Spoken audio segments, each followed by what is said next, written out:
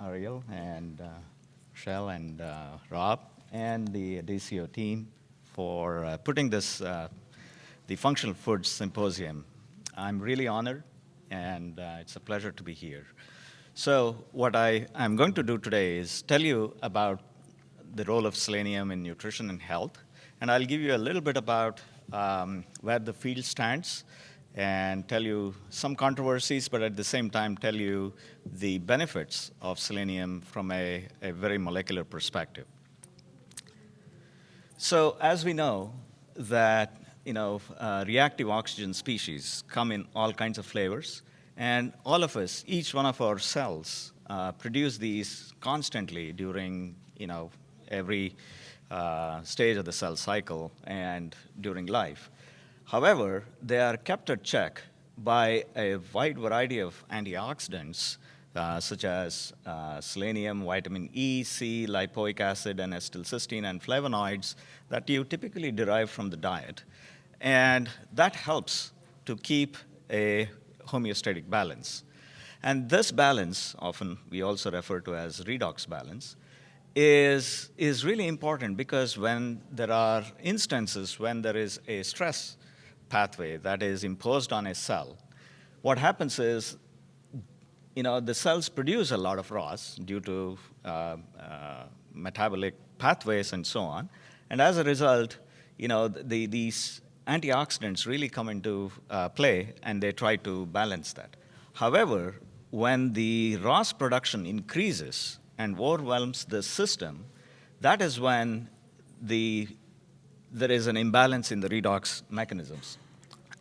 And if you see all these diseases listed here, it can be in humans as well as in livestock and so on, you do see that there is something common here, and that is that inflammation, which is because of a disbalance or a dyshomeostasis or an imbalance in redox mechanisms, actually is involved in some part in this inflammatory process. And that's why, long back, it has been recognized as the secret killer for a wide variety of diseases. And you can include any disease, you have an inflammatory component.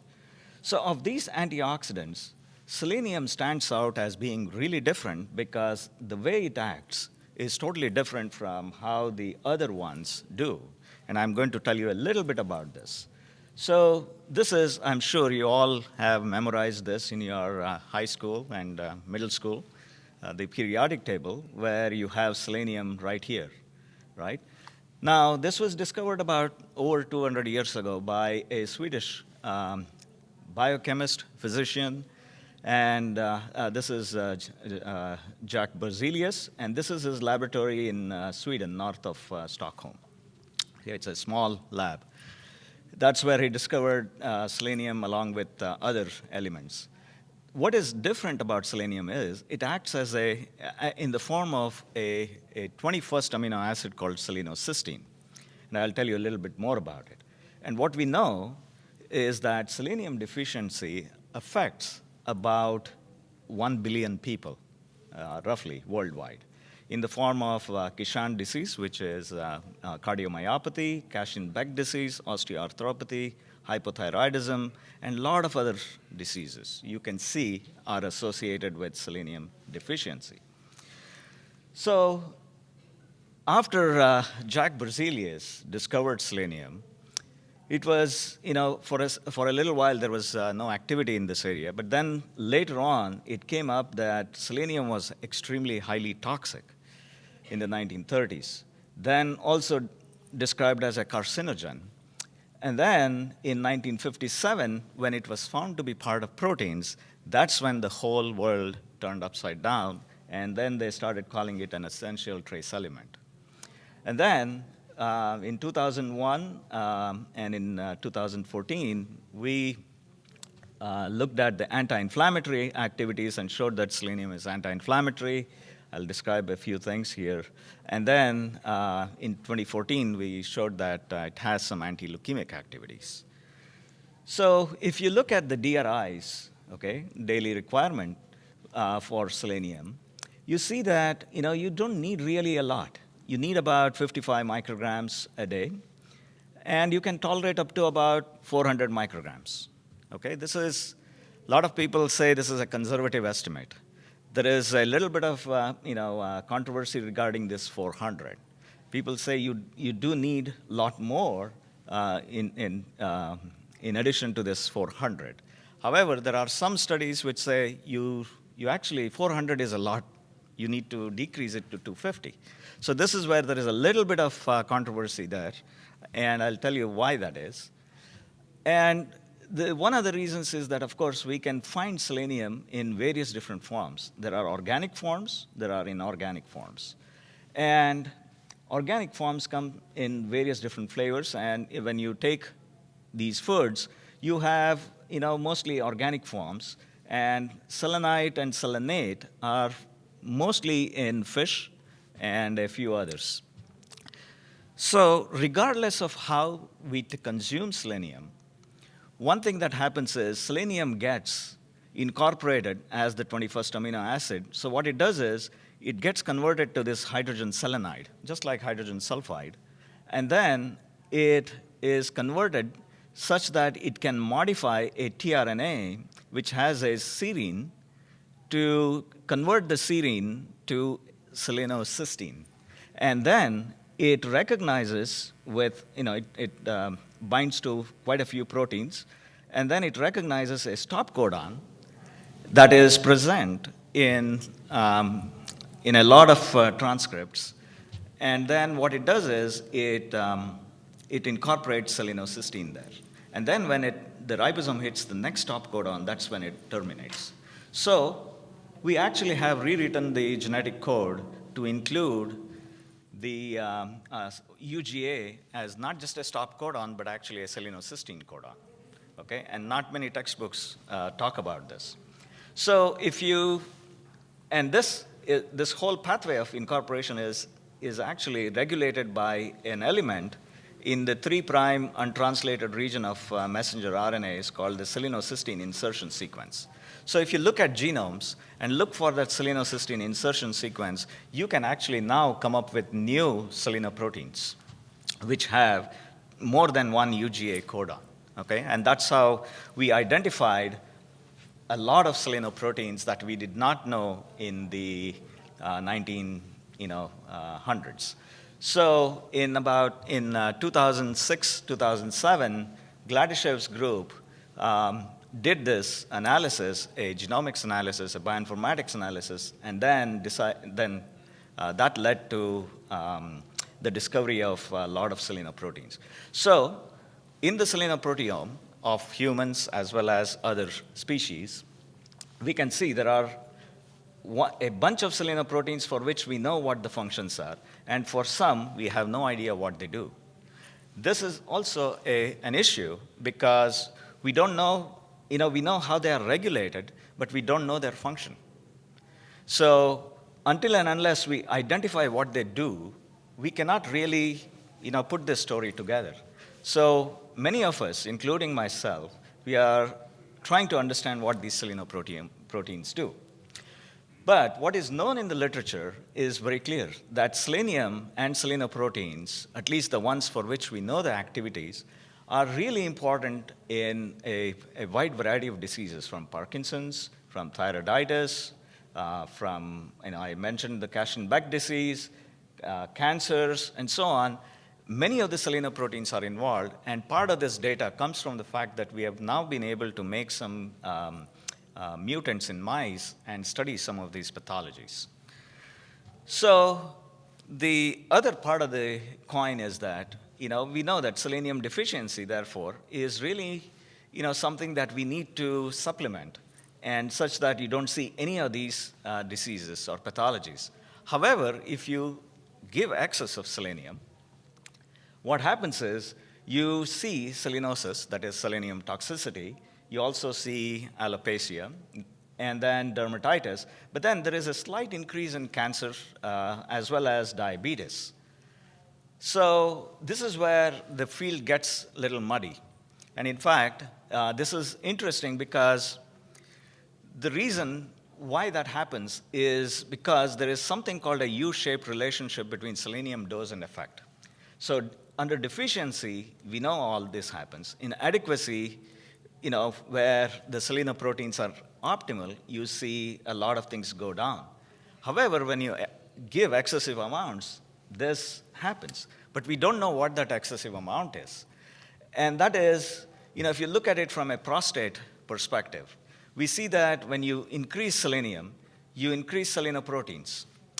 However, this data is still not complete because it only looks for a few selenoproteins. And then you can see when you supplement with selenite, the inorganic form, the benefits actually come up very early and then they plateau.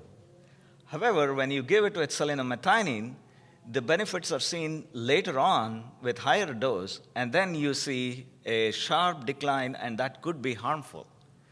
So as you now can see, the relationship is pretty complicated, and that also involves the genetics here.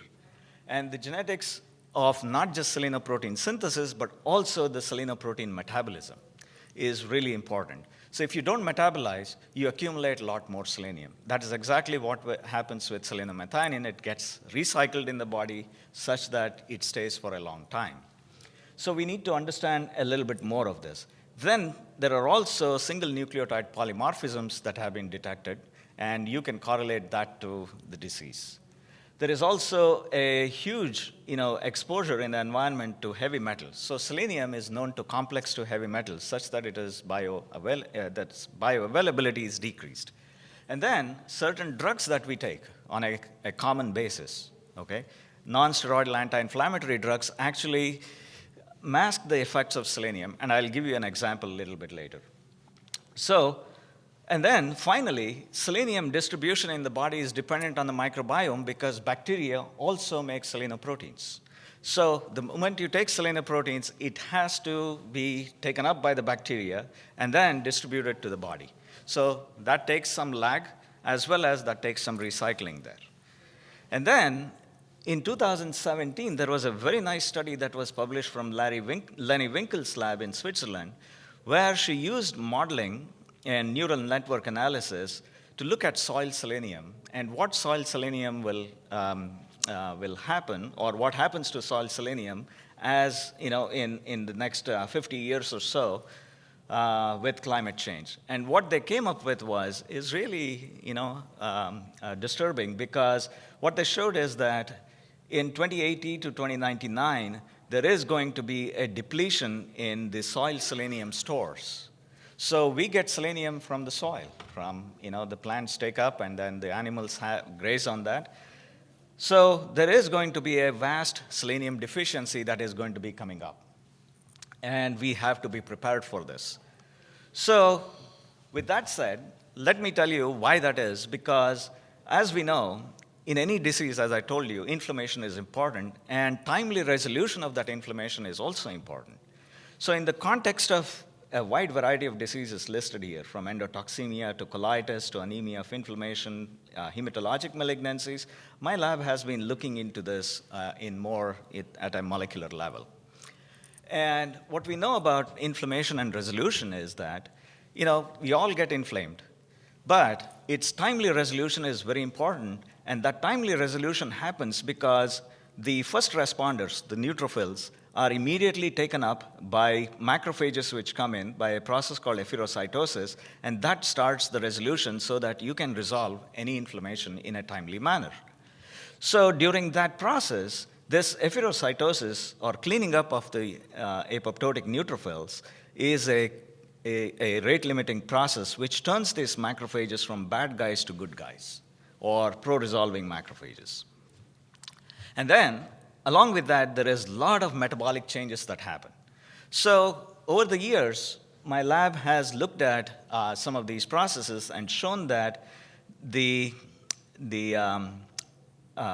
anti-inflammatory effects of selenium is dependent on the regulation of a redox-sensitive transcription factor called NF-kappa B, which is highly which makes a lot of pro-inflammatory mediators in cells like IL-1, TNF, COX-2, INOS, and so on. But it also increases the expression of arginase 1, which helps in this making of these good macrophages. It induces resolution in peritonitis, also in colitis. I'll show you this data. Increases efferocytosis, but helps in reducing anemia, because anemia is also a problem, and that helps in exacerbating inflammation. So I'm not going to get into the details of how we came about doing this. It took us a lot of years. But what we saw was that when you take a macrophage cell and give it selenium and stimulate it, and then compare it with its counterpart without selenium and selenoproteins, you can see there is massive changes in fatty acid metabolism. And the fatty acid, arachidonic acid, is metabolized without selenium to highly pro-inflammatory mediators. But then when you give selenoproteins, the pathway switches towards anti-inflammatory pathways, or the production of this compound called prostaglandin J2, which is called a cyclopentanone prostaglandin, which has the ability to reduce or suppress NF-kappa B, activate PPR gamma, and so on. And that's how we think the anti-inflammatory effects come up. So as a result, what happens is you get the switching of macrophages, and that helps in keeping those macrophages happy. So I'll switch to a model of inflammatory bowel disease. And we know that in IBD patients, there is selenium deficiency seen. And if you give selenium to these people, you can actually help in resolving inflammation. There is also a study that came out early in 2000, and that showed that one of the selenoproteins is inversely associated with the development of IBD and colorectal cancer. So we decided to study the mechanisms a little bit. So in the lab, we use a lot of mouse models. And in collaboration with Dolph Hatfield at NCI, National Cancer Institute, we undertook the study where we put mice on graded selenium diets, and then infected them with either a pathogen or gave them dextran sodium sulfate, which is also called DSS. And this produces an acute, chronic, as well as a relapsing model of intestinal inflammation that you typically see in colitis patients.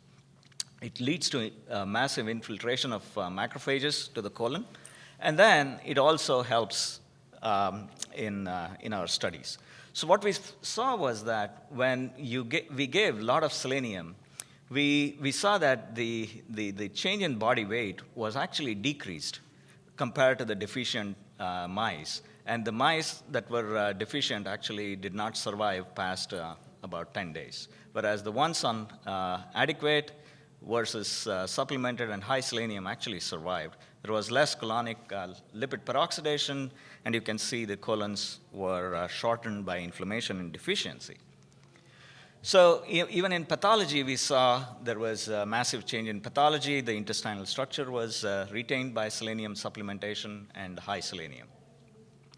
But when we knocked out all the selenoproteins using a Cree driver that knocks out the tRNA, so these mice, even if you put them on high selenium diet, they do not make any selenoproteins in specific cell types. And this is one where we don't make any selenoproteins in the macrophages. And what you see here is that when you do that, selenium is not able to protect, is incapable of protecting these mice, despite being in high levels.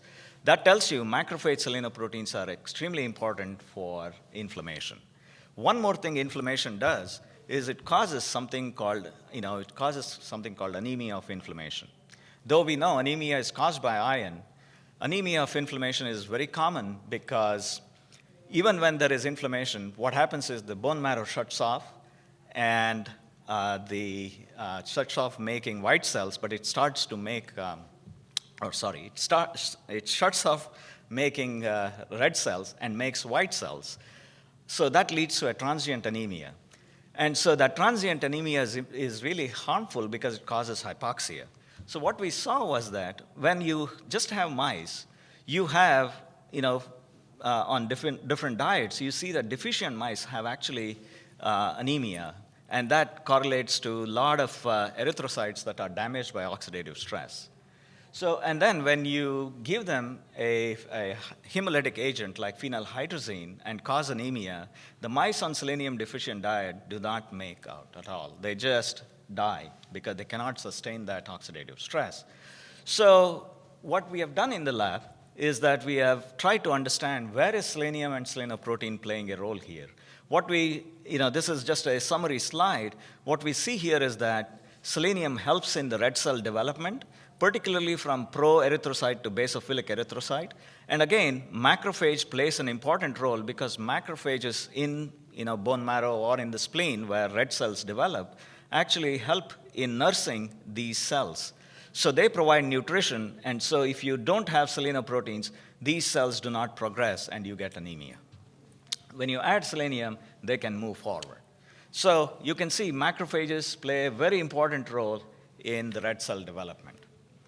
Okay? And now if you compare inorganic to organic selenium, we see that inorganic selenium and organic selenium actually have different targets in this red cell development stage, and they impact different cell types, but together, they can help in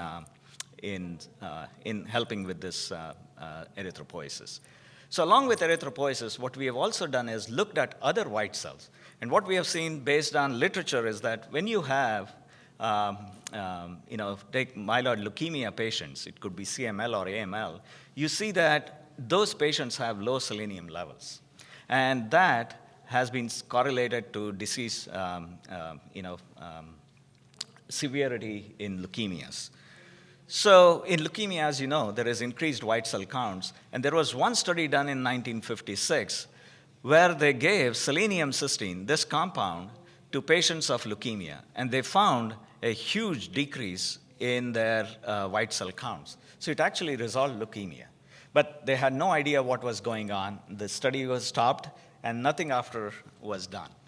So we saw this, and we decided to make a model in the lab which mimics human leukemia. And this involves taking the bone marrow cells and then purifying the stem cells, the normal stem cells, and infecting them with a virus that actually expresses a human oncoprotein called MLL-AF9. And then you transplant them back into mice. These mice now become leukemic. They can actually, you can transplant this leukemia serially, and these mice get leukemia. When you do that, and you transplant into mice that have either on a selenium adequate diet or on a selenium supplemented diet, you can see the leukemia in the supplemented diet is actually very low. It actually helps in remission of leukemia. Now, if you take this model and treat it with indomethacin, which is a drug that is a non-steroidal anti-inflammatory drug, just like ibuprofen and naproxen, what you see is that drug actually inhibits the effect of selenium. So now the leukemia is back because the stem cells that were actually suppressed by leukemia are slowly coming back. So that tells you that if you take NSAIDs on a long-term basis, and if there is leukemia, there is a likelihood that the selenium effects are going to be blunted. So this comes back to the point that we don't really understand how selenium completely helps and what are the different factors that interrupt their activity. So with that, I will conclude and tell you what I've told you is that selenium deficiency increases inflammation inflammation that does not resolve in a timely manner. Supplementation with selenium helps in efficient resolution of inflammation through the production of these endogenous metabolites, which help in anti-inflammation pro-resolution. It increases immunity to infections, impacts innate and adaptive responses, efficiently repairs the epithelium, particularly in the colon, and then alleviates the anemia of inflammation, helps in resolving hypoxic injury and so on, and also helps in targeting these leukemic stem cells. With that, I will end and thank all my students and postdocs in the lab and my collaborators at Penn State, external collaborators and funding, without which this would not have been possible. And then I will tell you that secret killer, which is inflammation, there is a secret here, and that secret is selenium. Okay? And with that, I will share a story from an orthodontist who sent me this email where he came up with CML, and he saw that he was being prescribed imatinib, which is a drug given for leukemias, and the drug is only partially active, and you have a lot of side effects. So over a period of time, the leukemia started to increase, and he started to take more. But then he had a lot of side effects. So what he did was he took it upon himself to take selenium. He took sodium selenite twice a day, 4 milligrams, and his level dropped below detection. So he says now he is leukemia free. Okay? And he did not ask me about these calculations. So I asked him, how did you calculate this amount? He said, well, I went through your papers, I looked up the doses that you use, and extrapolated them, and started using them. I did not see any toxicity, so I used it. Again, we'll have to sequence him to understand if he expresses the entire selenoproteome or not, if he has any mutations in his metabolism genes for selenium, and so on. So unless and until we know that part, we cannot piece this together. We still have a lot more to do, even after 200 years of selenium discovery. So this is what makes me go to the lab every day and work on these things. An email like this is worth it, okay, when you see somebody actually benefiting from this. So this is really nice. With this, I will stop and share this. If you want to know more about trace elements, including selenium, there is a conference in India. Please register and attend this meeting. There are people talking about selenium and all other trace elements in poultry nutrition as well as in human nutrition. So thank you once again. I'll be happy to answer any questions.